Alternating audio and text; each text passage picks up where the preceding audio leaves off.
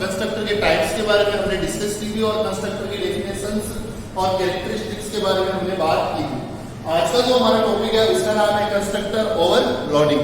मतलब constructor overloading होता क्या है? तो कंस्ट्रक्टर ओवरलोडिंग में क्या होता है कि in a single class more than one constructor this mechanism is called the constructor overloading. मतलब एक क्लास में यदि एक से ज्यादा कंस्ट्रक्टर है, आप कोई भी एक क्लास क्रिएट कीजिए, उसमें आप मल्टीपल कंस्ट्रक्टर क्रिएट कीजिए, मतलब एक से ज्यादा कंस्ट्रक्टर क्रिएट करेंगे तो उसको हम बोलेंगे कंस्ट्रक्टर ओवरलोडिंग। यहां क्या होता है कि जो number of argument and argument data type के बेसिस पर कंस्ट्रक्टर ऑटोमेटिकली कॉल हो जाते हैं। तो constructor overloading means in a single class have multiple constructor.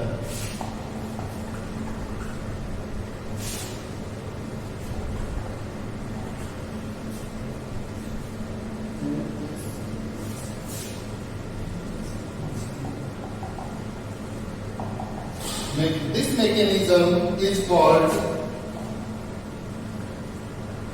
constructor overloading.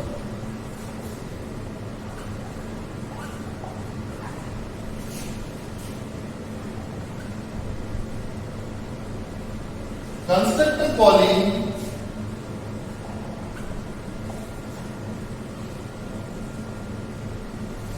based on number of argument and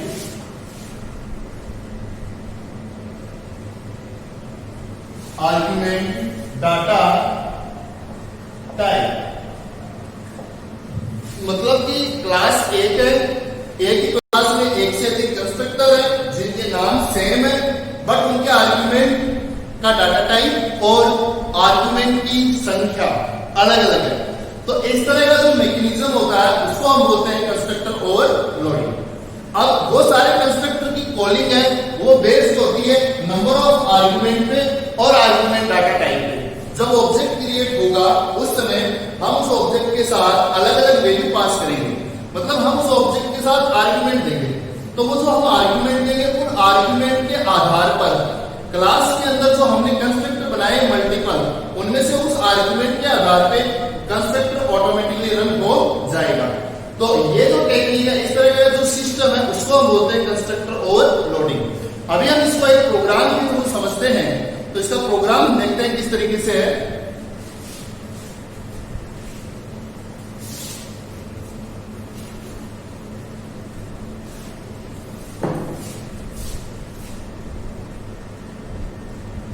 इसका आंसर होगा write a program for constructor overloading. मतलब constructor overloading का एक प्रोग्राम बनाइए। इस टाइप से इसका क्वेश्चन आपके एग्जाम में आता है। यहां पे सबसे पहले हम hash include iostring.h input output string.h, ये जो C++ की हेडर फाइल्स है वो हमें इंक्लूड करनी है। इसके बाद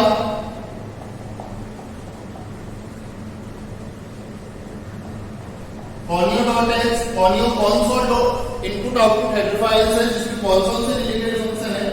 यहाँ पे हम एक क्लास स्टार्ट करते हैं जिसका नाम हमने एबीसी दिया और इसका कैलिब्रेटिंग स्टार्ट। इस क्लास में मैंने इंटीजर में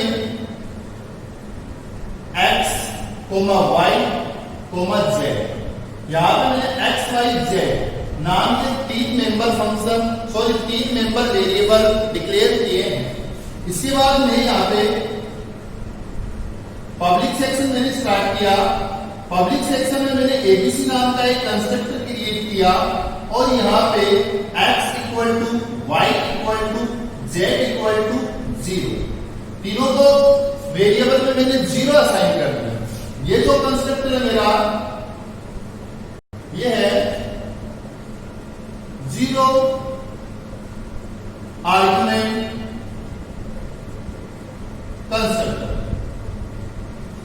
इसको मैंने यहाँ पे क्लोज किया कंस्ट्रक्टर को। फिर उसके बाद मैं एक और कंस्ट्रक्टर क्रिएट करता हूं एबीसी।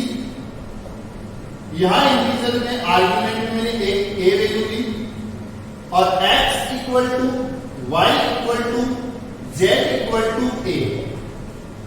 यहां मैंने ये जो बनाया है वो है 1 आर्गुमेंट कंस्ट्रक्टर और यहां पे मैंने इसको कर दिया क्लोज। अब यहां पे मैंने एक तो 0 आर्गुमेंट कंस्ट्रक्टर बनाया और एक नया मैंने 1 आर्गुमेंट कंस्ट्रक्टर। इसी तरीके से आगे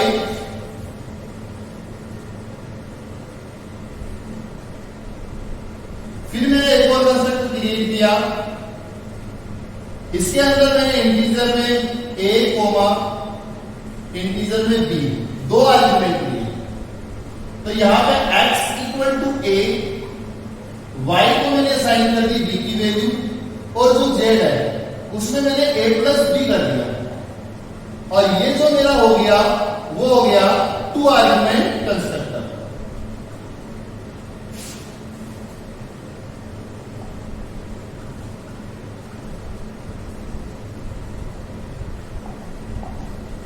और इसको मैंने कर दिया यहां पे क्लोज। इसी तरीके से एक और कंस्ट्रक्टर क्रिएट कर सकता हूं मैं। मतलब आप इस प्रोग्राम में मल्टीपल कंस्ट्रक्टर क्रिएट कर सकते हो, बट आपको ध्यान रखना है वो है आर्गुमेंट्स का। यहां मैंने कोई आर्गुमेंट नहीं दिया तो ये 0 आर्गुमेंट कंस्ट्रक्टर है। यहां पे मैंने 1 आर्गुमेंट पास किया है तो ये 1 आर्गुमेंट कंस्ट्रक्टर हो गया। यहां पे मैंने 2 वैल्यू दी है तो ये 2 आर्गुमेंट कंस्ट्रक्टर हो गया। बात यह है केवल कि आपकी क्लास के अंदर मल्टीपल कंस्ट्रक्टर होने चाहिए। एक से अधिक कंस्ट्रक्टर यदि है तो उसको हम कंस्ट्रक्टर ओवरलोडिंग बोलेंगे। यहां पे मैंने 3 कंस्ट्रक्टर बना लिए। अब एक और बना सकता हूं मैं एबीसी इंटीजर में a, इंटीजर में b और इंटीजर में c। यहां पे मैंने 3 वैल्यू ली तो x बराबर a, y बराबर b और z इक्वल टू c। ये तीनों में मैंने वैल्यू असाइन कर दी और ये जो मेरा हो गया वो हो गया आपका कितने आर्गुमेंट वाला 3 आर्गुमेंट कंस्ट्रक्टर। और यहां पे मैंने इसको क्लोज कर दिया।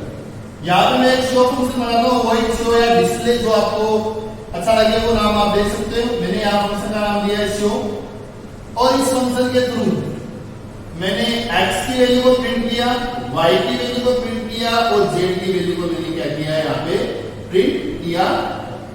ये शो फंक्शन क्लोज और उसके बाद आपको क्लास को क्लोज कर देना। तो यहाँ पे इसमें आप देख सकते हैं अभी तक हमने इसका मेन प्रोग्राम क्रिएट नहीं किया है। हमने केवल एक क्लास क्रिएट की है जिसमें मल्टीपल कंस्ट्रक्टर है। 0 argument constructor, 1 argument constructor, 2 argument constructor, 3 argument constructor और ये है आपका एक फंक्शन शो जो x, y, z इन तीनों की वैल्यू को क्या कर रहा है प्रिंट कर रहा है। अब यहां जब हम इस क्लास का मेन प्रोग्राम क्रिएट करेंगे तो वहां पे अलग अलग नंबर ऑफ आर्गुमेंट के बेसिस पे ये कंस्ट्रक्टर ऑटोमेटिकली क्या हो जाएंगे, रन हो जाएंगे। तो यहां पे सबसे पहले मैं इसका मेन फंक्शन क्रिएट करता हूं वॉइड में। यहां पे मैंने इसमें क्लास जो मेरी है एबीसी उसका एक ऑब्जेक्ट बनाया obj1। ऑब्जेक्ट का नाम है obj1 और यहां मैंने इसके साथ ब्रैकेट में कोई भी आर्गुमेंट पास नहीं किया। यदि मैंने वहां obj1 का अपना जो ऑब्जेक्ट है उसके साथ कोई भी वैल्यू पास नहीं की है तो आप खुद समझदार हो तो उस मामले में कौन सा कंस्ट्रक्टर चलेगा। वहां से कोई भी वैल्यू नहीं है, कुछ आर्गुमेंट हमने पास नहीं किया है तो इस मामले में कौन सा कंस्ट्रक्टर चलेगा, 0 आर्गुमेंट वाला कंस्ट्रक्टर। और यहां x, y, z तीनों की वैल्यू 0 से इनिशियलाइज हो जाएगी। ऐसे मान लीजिए यहां पे मैंने एक और ऑब्जेक्ट बनाया ऑब्जेक्ट 2 बट इसमें आर्गुमेंट में मैंने वैल्यू पास कर दी 10। अब यहां क्या होगा, वहां जो ऑब्जेक्ट 2 जो क्रिएट हुआ है वहां उसमें आर्गुमेंट में 10 है, केवल एक ही है। तो यहां वन आर्ग्यूमेंट है, तो उसके बेसिस से इनमें से कौन सा कंस्ट्रक्टर चलेगा? ये वाला। कौन सा? One argument constructor. यहां पे इसी तरीके से मैं फिर से एबीसी क्लास का एक और ऑब्जेक्ट नंबर 3 क्रिएट करता हूं, और इसमें मैं आर्गुमेंट में मैंने 1 की जगह 2 वैल्यूज पास कर दी, 2 वैल्यू ले ली। कोई भी 2 वैल्यू में यहां से ले सकता हूं, या थोड़ी जगह कम है इसलिए मैं यहां क्रिएट करता हूं, आप आगे भी कर सकते हो। तो वहां पे मैंने जो ऑब्जेक्ट 3 क्रिएट किया है उसमें मैंने आर्गुमेंट में 10 और 20 दो आर्गुमेंट भेज दिए। अब उन दोनों आर्गुमेंट के बेसिस पे वो आर्गुमेंट वाला कंस्ट्रक्टर कॉल होगा। तो बात यह है कि कंस्ट्रक्टर जो भी कॉल होगा वो डिपेंड होगा नंबर ऑफ आर्गुमेंट पे। फिर एबीसी नाम का कंस्ट्रक्टर ऑब्जेक्ट 4 मैंने क्रिएट किया, 10, 20 और 30 ये लीजिए, या 40 कोई भी वैल्यू में यहां से पास की मैंने। तो ये 4th नंबर वाले ऑब्जेक्ट के लिए ये आपका 3 आर्गुमेंट कंस्ट्रक्टर क्या होगा? एग्जीक्यूट होगा। तो फंक्शन की कॉलिंग है इन ऑब्जेक्ट कंस्ट्रक्टर की जो कॉलिंग है वो डिपेंड हो रही है ऑब्जेक्ट जब क्रिएट कर रहे हैं तो उसके साथ जो आर्गुमेंट हम पास कर रहे हैं उस आर्गुमेंट के बेसिस से क्या हो रहा है, यहां इसकी कॉलिंग क्या हो रही है, हो जाती है, कंस्ट्रक्टर कॉल हो जाता है। अब मेरे को इन सभी कंस्ट्रक्टर की वैल्यू चेक करनी है कि जो मैंने वैल्यू दी है वो वैल्यू क्या इसमें असाइन हुई या नहीं हुई, प्रिंट करके देखना है एक्स वाई जेड की वैल्यू को। तो यहाँ वैल्यू प्रिंट करने के लिए जो हमारे क्लास के मेंबर वेरिएबल है उनकी वैल्यू को प्रिंट करने के लिए कौन सा फंक्शन है? Show function. तो हम इस शो फंक्शन के थ्रू चेक कर सकते हैं। सबसे पहले मैंने किया obj1 डॉट शो, तो यहाँ ऑब्जेक्ट 1 जो है उसके जो एक्स वाई जेड है उनकी वैल्यू प्रिंट होगी। अब ऑब्जेक्ट 1 बना उसमें कोई वैल्यू अपने पास नहीं थी, तो इसलिए यहां 0 आर्गुमेंट चला, और जो ऑब्जेक्ट 1 के एक्स वाई जेड जो मेंबर वेरिएबल है उनकी वैल्यू क्या प्रिंट होगी? 0 0 0। इसी तरीके से ऑब्जेक्ट 2 जो मैंने क्रिएट किया उसका मैंने शो फंक्शन रन किया, तो यहां पे मैंने वैल्यू पास की 10। अब जब ऑब्जेक्ट 2 रन होगा तो वहां ऑब्जेक्ट जो 2 है उसका शो फंक्शन जब चलेगा तो यहां जब ऑब्जेक्ट 2 क्रिएट किया तो यहां हमने 10 पास किए थे, तो एक्स वाई जेड तीनों की वैल्यू 10 10 हो गई। तो जब आप शो फंक्शन से एक्स वाई जेड की वैल्यू को प्रिंट करोगे तो तीनों की वैल्यू 10 10 और 10 प्रिंट हो जाएगी। इसी तरीके से ऑब्जेक्ट 3 डॉट शो, यहां 10 और 20 दिए तो ये 3 वाला है ये चल जाएगा जिसमें 2 आर्गुमेंट है।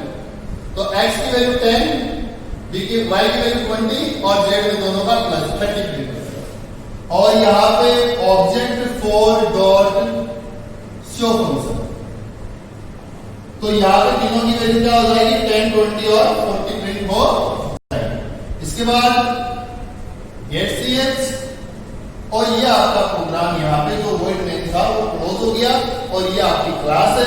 इसी के साथ कंस्ट्रक्टर ओवरलोडिंग का programme complete.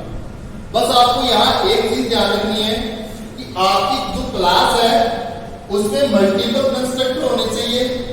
First point, number of argument उनके अलग अलग होने चाहिए, या आर्गुमेंट का डाटा टाइप है वो डिफरेंट डिफरेंट होना चाहिए, क्योंकि कॉलिंग है वो नंबर ऑफ आर्गुमेंट और आर्गुमेंट डाटा टाइप के बेसिस पे होती है। उसके बाद जब भी यहाँ मेन प्रोग्राम क्रिएट होगा तो यहाँ जो ऑब्जेक्ट क्रिएट होंगे उसमें जो भी आप आर्गुमेंट पास करोगे उसी के अकॉर्डिंग कंस्ट्रक्टर ऑटोमेटिकली क्या हो जाएगा? एग्जीक्यूट हो जाएगा। तो यहाँ इस सिंगल क्लास में मल्टीपल कंस्ट्रक्टर है, एक से ज्यादा कंस्ट्रक्टर है। एक कंस्ट्रक्टर ये रहा, एक कंस्ट्रक्टर ये रहा, इसी के बाद एक कंस्ट्रक्टर ये रहा, एक ये रहा। तो यहाँ पे क्या है? मल्टीपल कंस्ट्रक्टर है, एक से ज्यादा कंस्ट्रक्टर हमने क्या कर रखे हैं? क्रिएट कर रखे हैं। तो इसी को हम बोलते हैं कंस्ट्रक्टर ओवरलोडिंग। समझ में आया?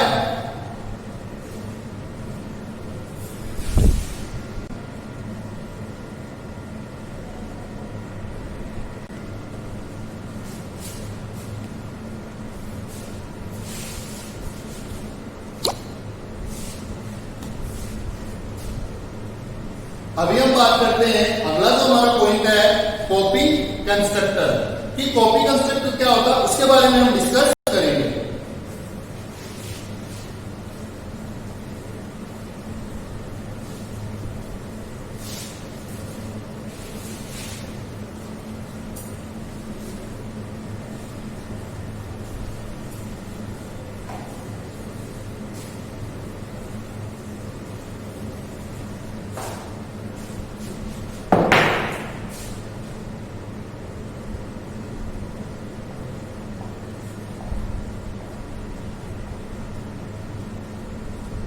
Copy constructor.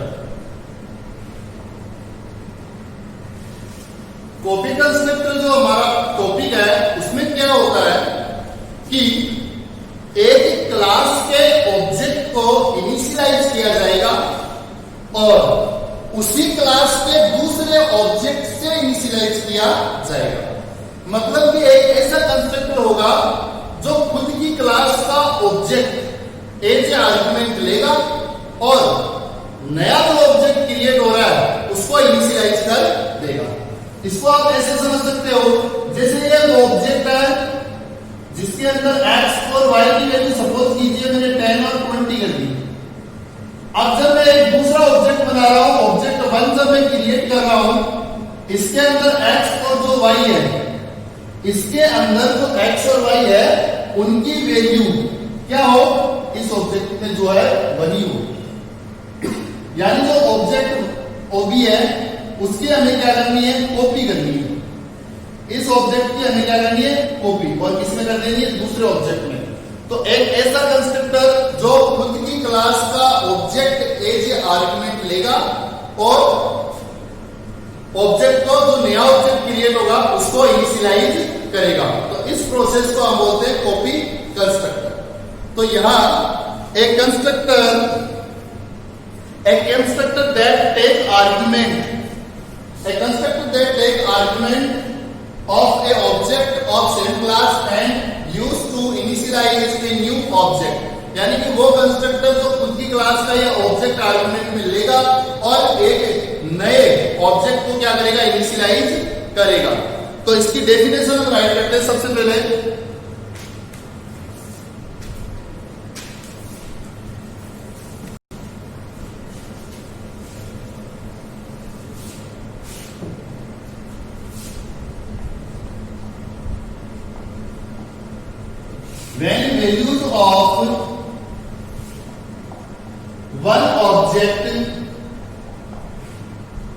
when values of one object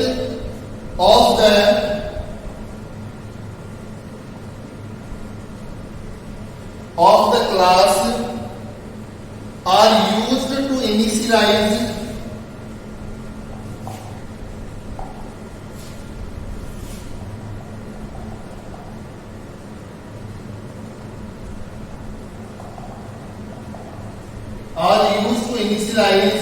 the object of same class। यानी कि when values of one object, यानी एक ऑब्जेक्ट की वैल्यू है उसका यूज हो रहा है इनिशियलाइज करने के लिए, दूसरे ऑब्जेक्ट को इनिशियलाइज करने के लिए, और वो जो दूसरा ऑब्जेक्ट है वो भी क्या होगा, सेम क्लास का ही होगा। तो उसको हम क्या कहेंगे, कॉपी कंस्ट्रक्टर। तो दिस प्रोसेस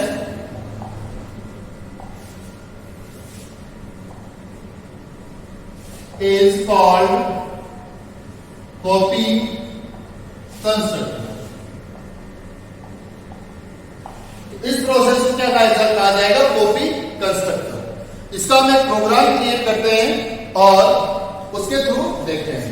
कहने का मतलब ये है कि ये कंस्ट्रक्टर होगा जो कॉपी कंस्ट्रक्टर है, वो खुद की क्लास का ही ऑब्जेक्ट एज ए आर्गुमेंट मिलेगा, ठीक है, और उसी से क्या करेगा, इनिशियलाइज कर देगा ऑब्जेक्ट को। तो इसका हम प्रोग्राम बनाते हैं।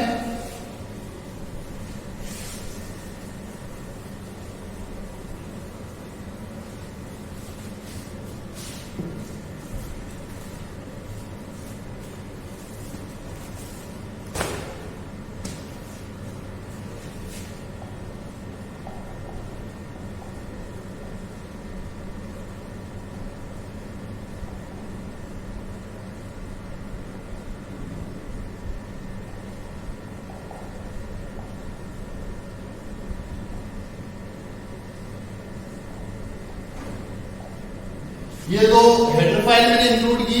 इसके बाद यहाँ पे क्लास क्रिएट करते हैं हम। क्लास का नाम मैंने एबीसी दिया है। इस क्लास के अंदर मैंने एक प्राइवेट मेंबर बनाया है, प्राइवेट मेंबर जिसका नाम है एक्स, और इसके बाद पब्लिक सेक्शन में एक कंस्ट्रक्टर बना रहा हूं जो एक्स को इनिशियलाइज करेगा और वो आपका वन आर्गुमेंट कंस्ट्रक्टर होगा। तो यहां मैंने जो x था क्लास का मेंबर वेरिएबल उसको a से इनिशियलाइज कर दिया, ये आपका वन आर्गुमेंट कंस्ट्रक्टर हो गया। अब मेरे को एक ऐसा कंस्ट्रक्टर क्रिएट करना है जो खुद की क्लास का ऑब्जेक्ट है वो as a reference as a argument लेगा और उससे नए ऑब्जेक्ट का जो मेंबर वेरिएबल है उसको वो इनिशियलाइज करेगा। तो यहीं पे ध्यान से देखिए, एबीसी नाम का मैंने एक कंस्ट्रक्टर बनाया जो एबीसी क्लास का ये ऑब्जेक्ट रेफरेंस में दे रहा है। या एबीसी एक कंस्ट्रक्टर है जो एबीसी क्लास का एक ऑब्जेक्ट एज ए रेफरेंस दे रहा है, ये रेफरेंस वेरिएबल के लिए। अब यहां तो ये बन गया ये रेफरेंस वेरिएबल बन गया। यहां पे मैंने जो x है उसको इनिशियलाइज कर दिया ऑब्जेक्ट डॉट x की वैल्यू से, यानी ये जो x है ये नए ऑब्जेक्ट का मेंबर वेरिएबल है और ये जो ऑब्जेक्ट डॉट x है ये जो ऑब्जेक्ट पहले से बना हुआ है उसके x की वैल्यू नए ऑब्जेक्ट के x में इनिशियलाइज हो जाएगी, यानी कॉपी हो जाएगी। तो ये जो मेरा कंस्ट्रक्टर बना इसको मैं बोलता हूं कॉपी कंस्ट्रक्टर। तो यहां मैसेज दे देते हैं सी आउट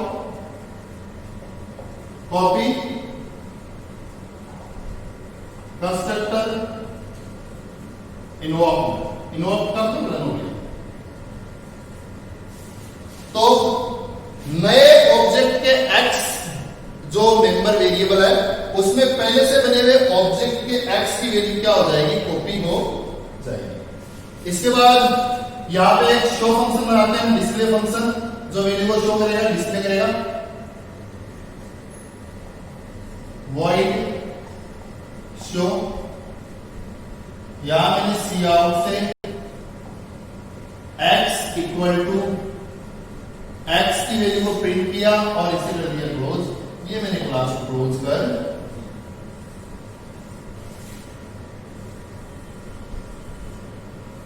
इसके बाद इसका हम मेन प्रोग्राम क्रिएट करते हैं और मेन प्रोग्राम में void main एक डालते हैं इसमें।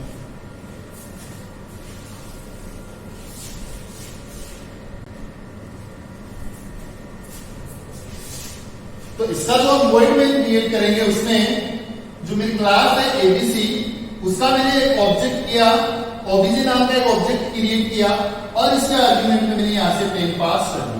तो ये जो मैंने आर्गुमेंट में 10 पास किए ये वैल्यू के लिए वन आर्गुमेंट कंस्ट्रक्टर चलेगा और इस ऑब्जेक्ट के जो x है उसकी वैल्यू 10 इनिशियलाइज हो जाएगी। उसके बाद मैंने फिर से एबीसी क्लास का एक ऑब्जेक्ट 1 क्रिएट किया और इक्वल लगा के यहां ऑब्जेक्ट को असाइन कर दिया। अब जो ये नया ऑब्जेक्ट बना है ऑब्जेक्ट 1 इसमें वैल्यू आ रही है, किसकी आ रही है, ऑब्जेक्ट की। मतलब इस ऑब्जेक्ट के अंदर जो मेंबर वेरिएबल में जो भी वैल्यू है वो वैल्यू इसमें असाइन हो जाएगी। तो यहाँ ऑब्जेक्ट जो 1 था उसके x की वैल्यू 10 है और जो नया ऑब्जेक्ट 1 बना है उसके x में भी उस ऊपर वाले ऑब्जेक्ट के x की वैल्यू चली जाएगी।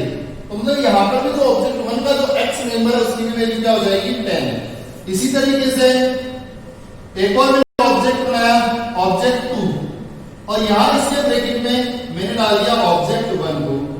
अब यहां जो ऑब्जेक्ट ये है एबीसी क्लास का ऑब्जेक्ट 2 बन रहा है, यहां ऑब्जेक्ट 2 है इसके अंदर मैंने आर्गुमेंट भी किसको भेज दिया, ऑब्जेक्ट 1 को। तो ऑब्जेक्ट 1 के x में जो वैल्यू है कितनी होगी, 10। वही वैल्यू किसमें चली जाएगी, ऑब्जेक्ट 2 के x में। तो यहाँ ये वाला कंस्ट्रक्टर है ये काम कर रहा है कितनी बार, इस केस में भी यही कंस्ट्रक्टर चलेगा और इस केस में भी यही कंस्ट्रक्टर चलेगा। अब हम जब इन तीनों को प्रिंट करेंगे तो यहाँ ऑब्जेक्ट डॉट शो फंक्शन, तो यहाँ x की वैल्यू कितनी प्रिंट होगी, 10। उसके बाद ऑब्जेक्ट 1 डॉट शो फंक्शन को एग्जीक्यूट करेंगे तो यहाँ पे भी x की वैल्यू 10। अगला जो ऑब्जेक्ट 2 डॉट शो फंक्शन हमने रन किया तो इसमें भी x की वैल्यू 10। तो यहाँ पे हमने जितने भी ऑब्जेक्ट बनाए हैं फर्स्ट टाइम हमने इस ऑब्जेक्ट को यहाँ इनिशियलाइज कर दिया और 1 आर्गुमेंट कंस्ट्रक्टर रन हो गया। उसके बाद ऑब्जेक्ट की कॉपी ऑब्जेक्ट 1 में हो गई, ऑब्जेक्ट 2 में इसमें हो गई। तो यहाँ जो तीनों ऑब्जेक्ट है उनके x की वैल्यू क्या हो जाएगी 10 10 और 10। तो ये जो प्रोग्राम है ये आपका कॉपी कंस्ट्रक्टर का है और इसमें ये जो कोड है ये है वो कंस्ट्रक्टर जो कॉपी करने का टास्क को कंप्लीट कर रहा है।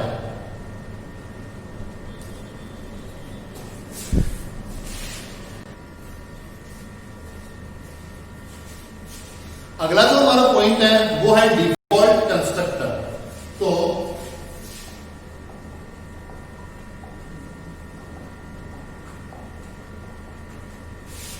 डिफॉल्ट आर्ग्यूमेंट कंस्ट्रक्टर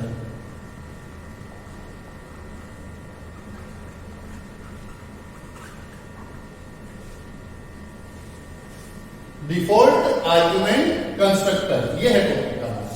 अब डिफॉल्ट आर्ग्यूमेंट कंस्ट्रक्टर होता है क्या? सबसे पहले बात ये डिफॉल्ट आर्ग्यूमेंट कंस्ट्रक्टर में क्या होता है कि यदि कंस्ट्रक्टर को वैल्यू प्रोवाइड नहीं की जाए, यानी कंस्ट्रक्टर को यदि हम आर्ग्यूमेंट प्रोवाइड नहीं करवाते हैं तो कंस्ट्रक्टर के पास क्या होता है कि कुछ वैल्यू हम पहले से सेट कर देते हैं, यानी हम कुछ डिफॉल्ट वैल्यू सेट कर देते हैं और उस डिफॉल्ट वैल्यू से वो ऑब्जेक्ट को क्या करेगा इनिशियलाइज करेगा। मतलब यदि जब ऑब्जेक्ट क्रिएट हो रहा है उस समय उसको कोई वैल्यू दी जाती है तो वो जो आर्गुमेंट दिया गया उससे वो इनिशियलाइज कर देगा ऑब्जेक्ट को। और यदि पैरामीटराइज कंस्ट्रक्टर उसे किसी भी टाइप का कोई भी आर्गुमेंट प्रोवाइड नहीं करवाता है तो उस केस में जो डिफॉल्ट कंस्ट्रक्टर है वो क्लास के मेंबर वेरिएबल को डिफॉल्ट वैल्यू से इनिशियलाइज करेगा। इसका मतलब ये हो गया कि वह कंस्ट्रक्टर जो ऑब्जेक्ट को डिफॉल्ट वैल्यू से इनिशियलाइज करता है वो आपका डिफॉल्ट कंस्ट्रक्टर कहलाएगा। और यदि पैरामीटराइज्ड कंस्ट्रक्टर वैल्यू प्रोवाइड नहीं करवाता है तो उस वैल्यू को उस ऑब्जेक्ट को जो मेंबर वेरिएबल है उनको डिफॉल्ट वैल्यू से इनिशियलाइज कर दिया जाएगा। तो इसको हम क्या बोलते हैं default constructor. A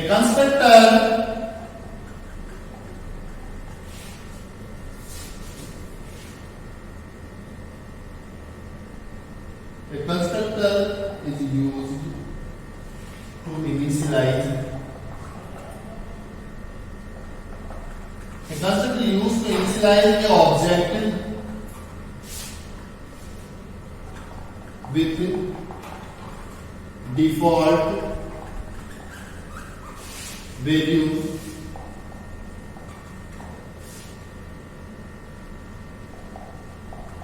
it is called default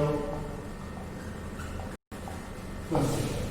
मतलब a constructor is used to initialize an object with the default value, it is called default argument constructor, default argument.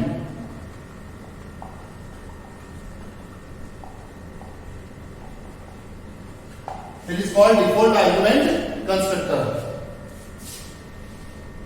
If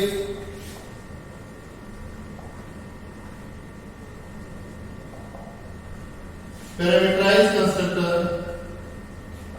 not provided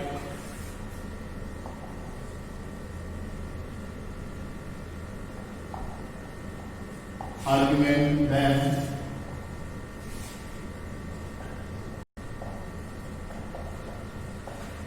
default value is used to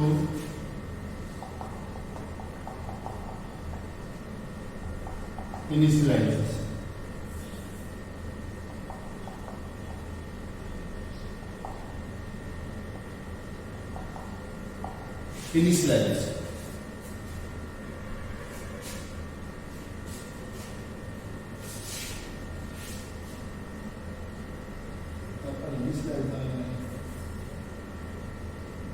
The default value is used to initialize. INILIZED. Okay, तो यहाँ पे जो default constructor क्या होगा, वो constructor जिसको यदि argument दिया जाएगा तो आर्गुमेंट से वैल्यू को इनिशियलाइज कर देगा और यदि आर्गुमेंट प्रोवाइड नहीं है तो उसने जो डिफॉल्ट वैल्यू सेट कर रखी है उससे वो ऑब्जेक्ट को इनिशियलाइज कर देगा।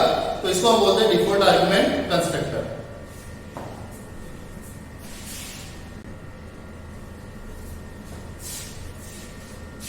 अभी हम इस डिफॉल्ट आर्गुमेंट कंस्ट्रक्टर को एक एग्जांपल के थ्रू, एक प्रोग्राम के थ्रू समझते हैं।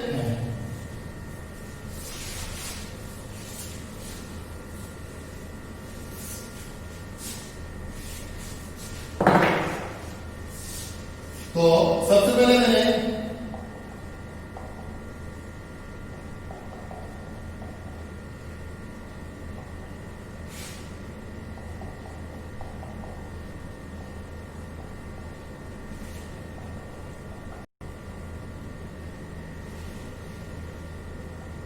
यहां पे मैंने क्लास क्रिएट की जिसका नाम मैंने लिया एबीसी, और इस क्लास में मैंने इंटीजर में x, y, z, यहां पे मैंने इसके 3 मेंबर वेरिएबल बनाए।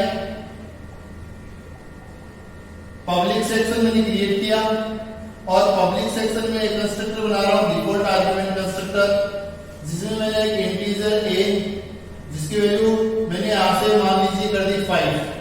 इसी तरीके से एक इंटीजर b जिसकी मैंने डिफॉल्ट वैल्यू कर दी 6, और यहां पे मैंने एक इंटीजर में c वेरिएबल बना लिया जिसकी मैंने डिफॉल्ट वैल्यू कर दी कितनी 7।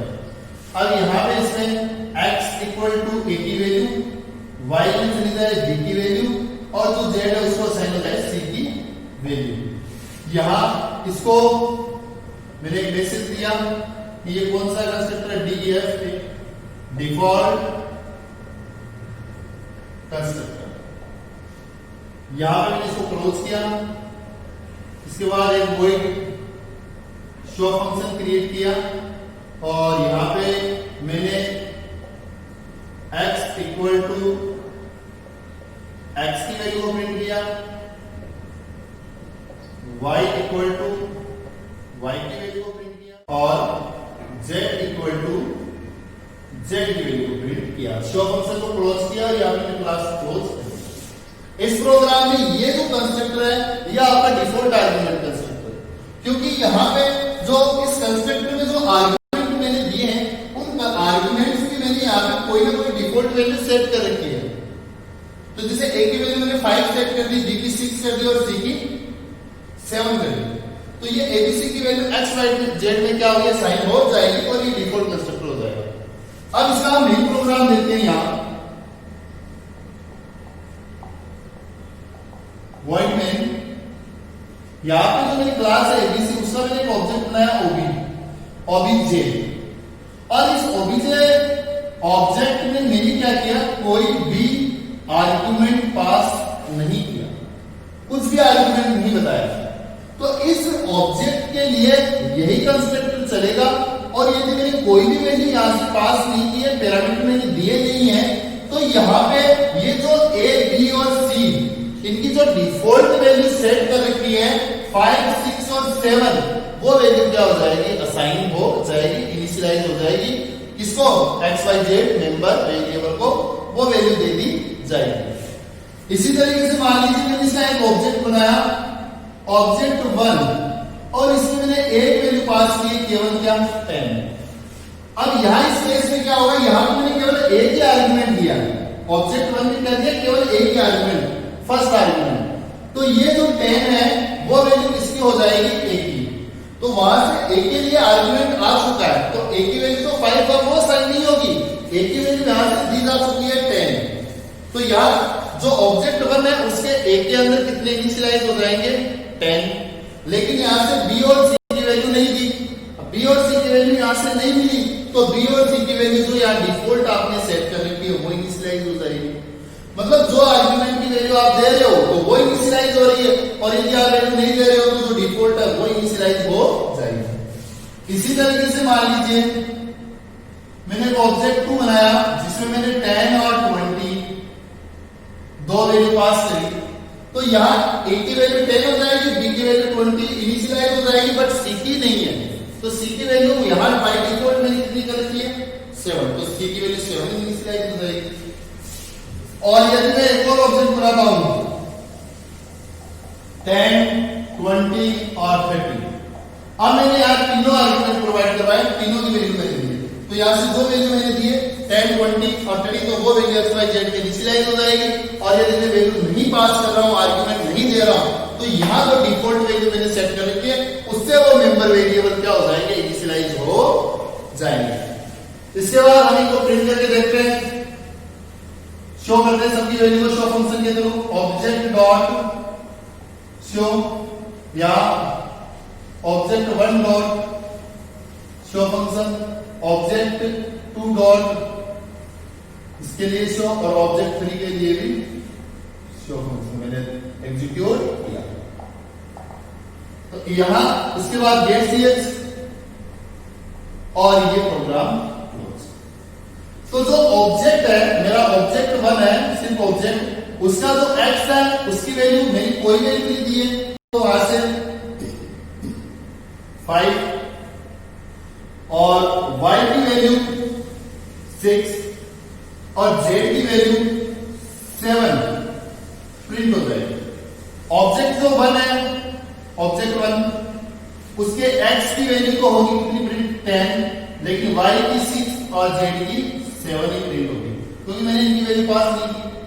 यहां ऑब्जेक्ट 2 है, ये ऑब्जेक्ट 1 है।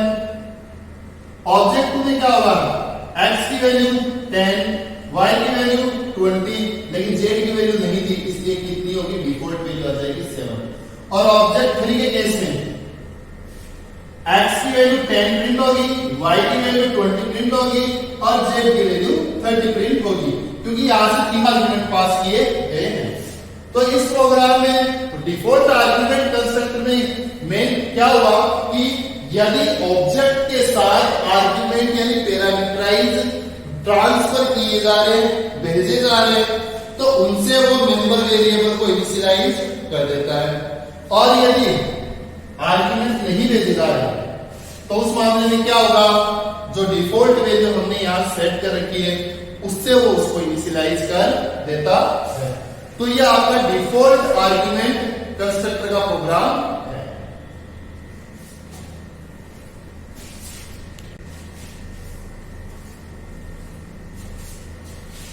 सो स्टूडेंट्स, कंस्ट्रक्टर जो हमारा चैप्टर था कंस्ट्रक्टर और कंस्ट्रक्टर वाला, उस चैप्टर में हमने जो जो पॉइंट्स कवर किए मैं उनके बारे में एक बार आपको बताता हूं। सबसे पहले हमने यहां पे इसमें पढ़ा था कंस्ट्रक्टर की डेफिनेशन, उसके बाद हमने यहां पे types of constructor, types of constructor यानी कंस्ट्रक्टर के प्रकार जो है वो हमने पढ़े। यहां हमने कैरेक्टरिस्टिक्स ऑफ यानी कंस्ट्रक्टर की विशेषताएं जो है वो पॉइंट हमने देखा इस वीडियो में। डिफॉल्ट कंस्ट्रक्टर, उसके बाद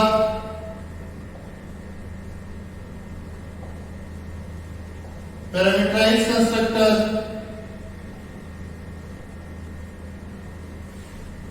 पैरामीटराइज्ड कंस्ट्रक्टर के बाद constructor overloading, copy, constructor default, argument, constructor, ये पॉइंट्स हमने इस चैप्टर में कवर किए। अभी हमारे इस चैप्टर में 2 पॉइंट रह गए, एक तो है डायनेमिक कंस्ट्रक्टर और एक हमारा जो पॉइंट है कंस्ट्रक्टर। ये जो 2 पॉइंट है ये हमारे रह गए और बाकी के जो पॉइंट्स है वो हमने क्या किए, कवर कर लिए। तो यहां हम इनकी एक बार शॉर्ट में बात करते हैं। कंस्ट्रक्टर की डेफिनेशन, सीधी सी बात है, constructor is a special type of function that used to initialize the object. एक स्पेशल टाइप का, एक विशेष प्रकार का फंक्शन होता है कंस्ट्रक्टर, और उसका जो काम है वो ऑब्जेक्ट को इनिशियलाइज करना होता है। टाइप्स ऑफ कंस्ट्रक्टर की बात करें तो कंस्ट्रक्टर मेनली 2 प्रकार के, एक होते हैं आपके डिफॉल्ट कंस्ट्रक्टर और एक होते हैं आपके पैरामीटराइज्ड कंस्ट्रक्टर। कैरेक्टरिस्टिक्स की बात करें तो मैंने कंस्ट्रक्टर की कैरेक्टरिस्टिक्स आपको नोट करवाई थी, बताई थी बोर्ड पे, वहां पे हमने बात की थी कि जैसे पहली कैरेक्टरिस्टिक्स है कि कंस्ट्रक्टर का नाम और क्लास का नाम क्या होगा, सेम।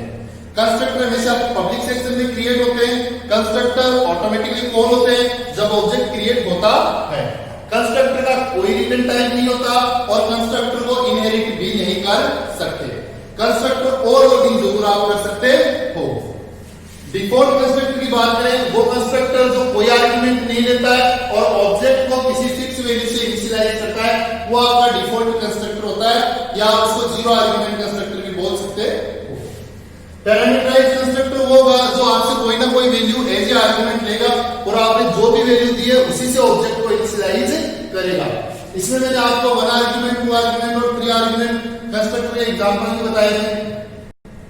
फिर आता है कंस्ट्रक्टर ओवरलोडिंग, और constructor overloading means in a single class more than one constructor have same name, यानी कि एक क्लास में एक से ज्यादा कंस्ट्रक्टर जिनके नाम समान है बट उनके आर्गुमेंट की संख्या और आर्गुमेंट का डाटा टाइप क्या है, भिन्न भिन्न होता है, उसे हम बोलते हैं कंस्ट्रक्टर ओवरलोडिंग। और अगला जो इसमें पॉइंट है वो कॉपी कंस्ट्रक्टर, यानी कि एक ऐसा कंस्ट्रक्टर जो ऑब्जेक्ट को इनिशियलाइज करने के लिए खुद की क्लास का ऑब्जेक्ट एज ए रेफरेंस लेता है और उससे नए ऑब्जेक्ट को इनिशियलाइज कर देता है, यानी कि एक ऑब्जेक्ट की कॉपी दूसरे ऑब्जेक्ट में की जाती है, वो आपका कॉपी कंस्ट्रक्टर है।